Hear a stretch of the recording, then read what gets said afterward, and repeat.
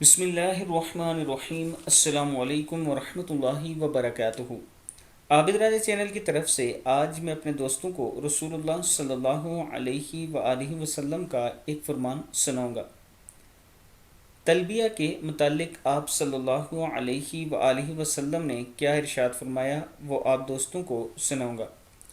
حضرت صاحب رضی اللہ تعالیٰ عنہ فرماتے ہیں کہ نبی اکرم صلی اللہ علیہ وآلہ وسلم نے ارشاد فرمایا، میرے پاس جبرائیل علیہ السلام آئے اور مجھے حکم دیا کہ اپنے ساتھیوں کو تلبیہ بلند آواز سے کہنے کا حکم دو۔ ابن ماجہ کی حدیث ہے، یعنی وہ دعا جو حج کے دوران پڑھی جاتی ہے، لبیک اللہم لبیک، یہ دعا اونچی آواز سے پڑھنے کا حکم دیا گیا۔